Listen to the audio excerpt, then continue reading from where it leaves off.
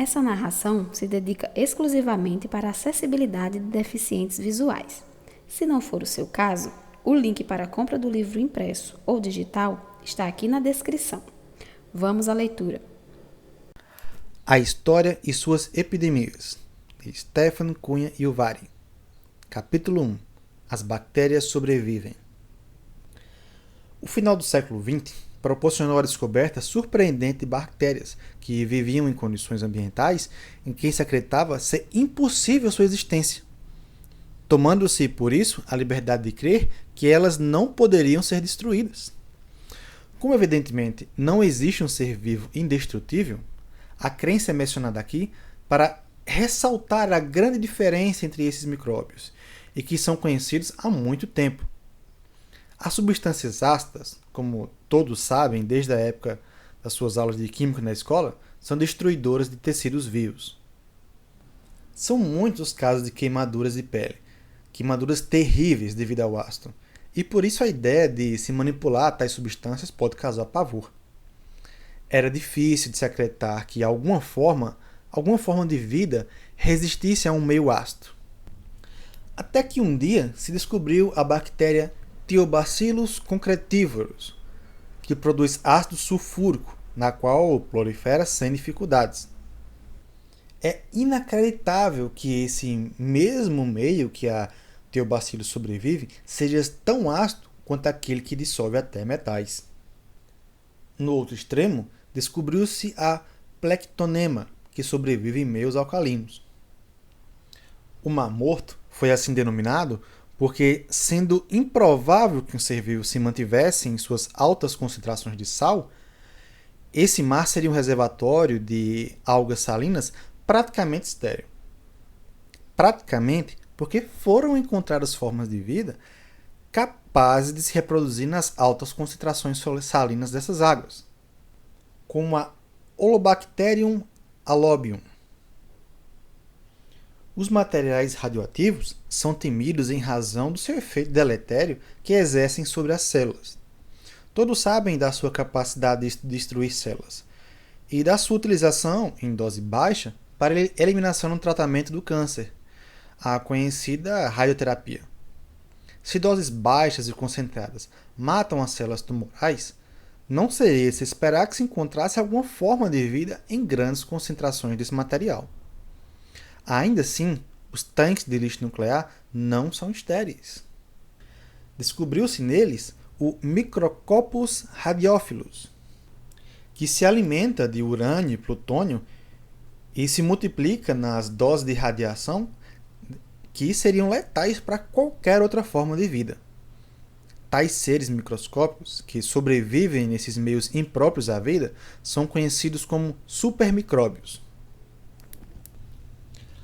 Quando sabemos de alguém que se submeteu a uma cirurgia, vem-nos à lembrança uma sala cirúrgica livre de bactérias, com o cirurgião usando avental, gorro, máscara, luvas, tendo nas mãos bisturis, pinças, tesouras esterilizadas. Muitos sabem que o material cirúrgico foi submetido à esterilização em máquinas específicas em temperatura elevada. O calor é conhecido como um meio excelente para matar bactérias. Desde crianças, ouvimos nossos avós que, para beber água limpa, sem micróbios, basta fervê-la antes. O que esses avós nos diriam a saber da descoberta do Thermus aquaticus e do Bacillus infernos, que sobrevivem a temperaturas de até 110 graus, supostamente mortais para todo tipo de vida.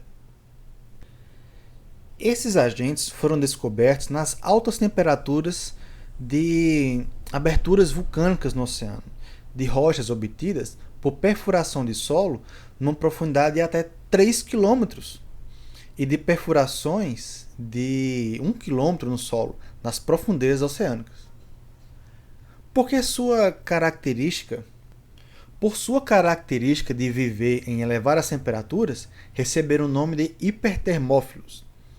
Essas bactérias não causam doença ao homem, não no dia a dia, não ameaçam com infecção, mas a sua descoberta é importante. Por quê? Os micro-organismos foram as primeiras formas de vida na Terra. Com eles, iniciava-se a história de uma futura relação com o ser humano. As bactérias foram testemunha de todas as formas de vida que surgiram a seguir e de muitas que viviam e hoje não existem mais, que vieram a se extinguir. Surgiram há cerca de 4 bilhões de anos e reinavam absolutas até 600 milhões de anos, época em que apareceram outras formas de vida, dessa vez multicelulares. A descoberta dos supermicróbios e dos hipertermófilos levou alguns autores a suspeitar de que essa bactéria seria remanescente das primeiras formas de vida. Há 4 bilhões de anos, quando surgiram as bactérias, o planeta tinha temperaturas elevadas na superfície e recebia uma forte radiação. Se alguma forma de vida pudesse se desenvolver naquela época, os candidatos seriam os supermicróbios e os hipertermófilos. Além disso, quando se analisa o material genético dessas formas de vida, encontra-se pouca variação, o que leva a crer que seriam menos evoluídas e, portanto, mais próximas dos seres primitivos da origem da vida. O fundo do oceano pode ter sido a primeira fonte de vida desses seres que resistem às altas temperaturas em meios impróprios à vida. Para fazer uma cultura de bactérias, basta colocá-las num meio rico em nutrientes e oxigênio. Todos os dias, os laboratórios dos grandes centros urbanos executam esse procedimento que é simples. Mas as bactérias surgiram num planeta em que ainda não existiam as plantas para fornecer oxigênio na atmosfera, e onde também não havia nutrientes para a produção de energia necessária à sua multiplicação. Portanto, as primeiras bactérias se utilizavam do que havia disponível, os elementos químicos elementares da natureza. A descoberta de bactérias com tais características tornou importante na última década do século XX. A teoria do início da vida no planeta ocorreu nas profundezas dos oceanos. Esses agentes, chamados de quimiotróficos, obtêm sua fonte de energia de elementos químicos, como o Beggiatoa sp, que vive em sulfeto de hidrogênio e enxofre, e dos hipertermófilos, Pyrodictyum e Pyrobaculum, além do Metanotermus e do Metanopyrus, que sobrevivem a 110 graus e vivem na síntese do metano pela reação do hidrogênio com o gás carbônico. Em uma época remota em que não havia fotossíntese na Terra e, portanto, também não havia oxigênio, apenas essas formas de micro-organismos poderiam sobreviver por meio dos elementos químicos presentes nessa condição primitiva do planeta. Por muitos consideradas fósseis vivos das primeiras formas de vida na Terra, essas bactérias se tornaram raras na natureza, uma vez que a condição climática se alterou. Novas bactérias surgiram, se adaptando a um meio modificado. Os micróbios sofreram mutações e tiveram origens de diversas espécies, que presenciaram toda a alteração da Terra até o surgimento do homem. As bactérias viveram numa atmosfera que ainda não continha oxigênio e que recebia uma quantidade intensa de radiação ultravioleta. Era composta quase que exclusivamente de moléculas de gás carbônico, sobre um solo de tamanho e luminosidade menores que os dias atuais. Elas presenciaram a transformação desse meio, impróprio à vida, num laboratório complexo propício à criação da vida mais evoluída. Com o surgimento das algas aquáticas, as bactérias vivenciaram a produção das primeiras moléculas de oxigênio, que oxidaram os minerais nos mares para depois começarem a preencher a atmosfera terrestre. A fusão de tais moléculas de oxigênio atmosférico deu início à formação da camada de ozônio, que bloquearia a entrada da radiação ultravioleta. Só então, com a presença do oxigênio na atmosfera, a redução dos níveis de gás carbônico e da filtração dos raios ultravioleta, que deixariam de quebrar as moléculas de DNA, começava a ser criado um ambiente físico e químico propício às primeiras formas de vida mais complexas. As bactérias viram nascer entre 545 e 251 milhões de anos atrás todas as formas de vida aquática, e essas progrediram para os peixes, e os primeiros répteis que, saindo da água, constituíram os primeiros seres terrestres. Assim, foram testemunhos dos acontecimentos de 250 milhões de anos, em que se extinguiram cerca de 90% de todas as formas de vida aquáticas, em uma das maiores devastações ocorridas na Terra. Se pudessem revelar o que presenciaram, ajudaria os cientistas a esclarecer teorias sobre ter tido uma grande efusão de dióxido de carbono das águas oceânicas, o que tornou inviável a vida no mar. Ou se teria sido uma erupção vulcânica na Sibéria que cobriu a Terra com seu basalto, associado ao dióxido de carbono e a ácidos, o que praticamente envenenou o ar e a água. Qualquer um que tenha sido realmente o fenômeno, esse favoreceu a permanência e a supremacia dos dinossauros na crosta terrestre, no período entre 250 e 65 milhões de anos atrás. Há 65 milhões de anos atrás, os dinossauros desapareceram da face da Terra e, novamente, as bactérias tiveram a oportunidade de presenciar a ocorrência da suposta queda do asteroide gigante na península de Yucatán, no México, responsável pela extinção desses animais.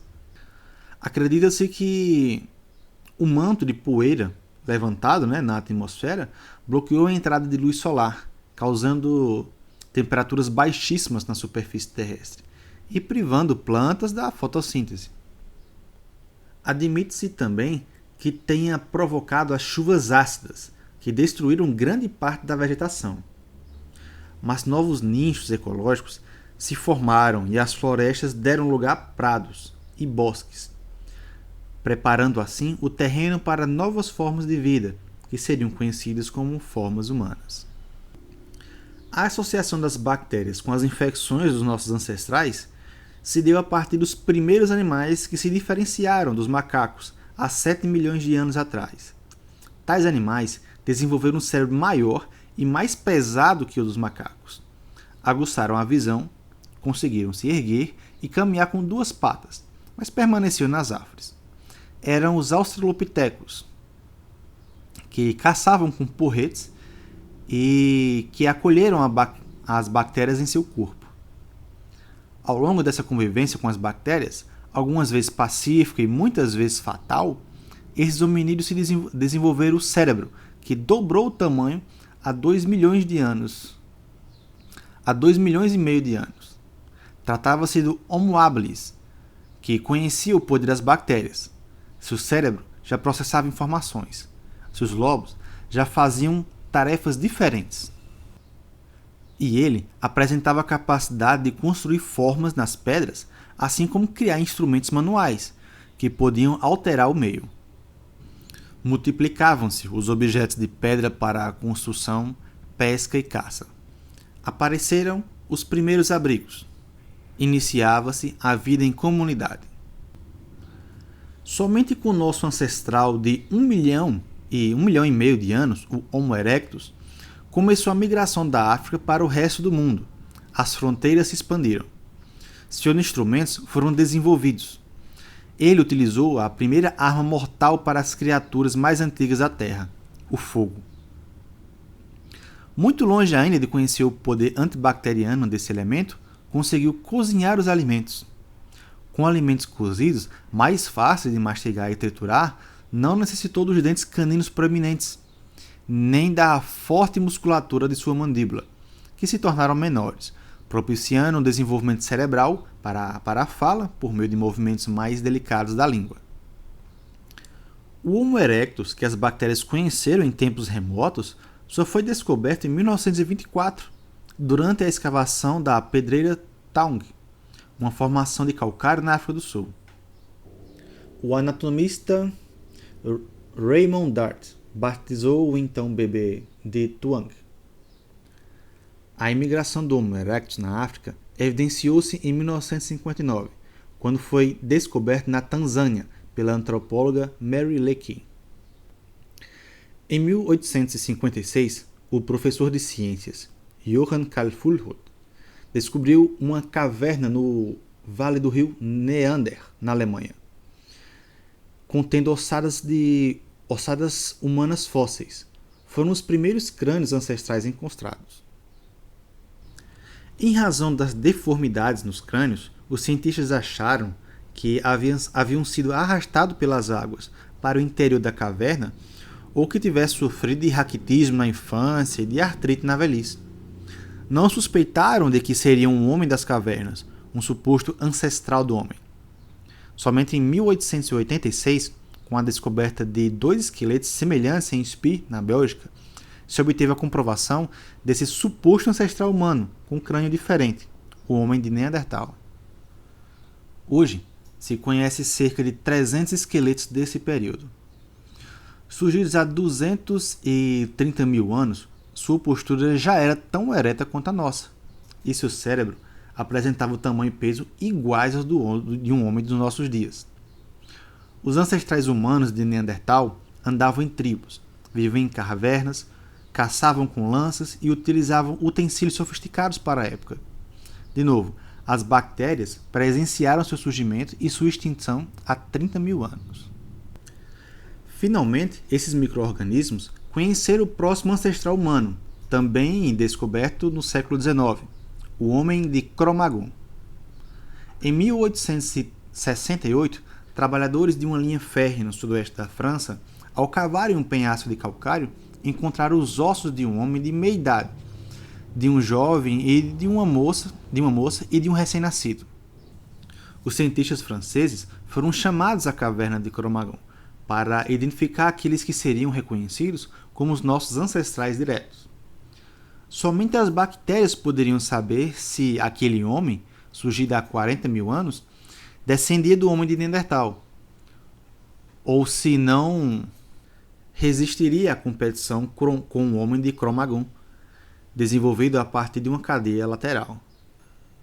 Os ancestrais humanos de Cro-Magnon construíam abrigos, aprimoraram os instrumentos de caça e pesca, confeccionando redes para apanhar animais e peixes. Aperfeiçoaram a arte de esculpir em pedras, ossos e marfins. Fizeram roupas. Também iniciaram os ritos de caça e sepultamento. Construíram fornalhas para obter cerâmica da argila e de osso moído.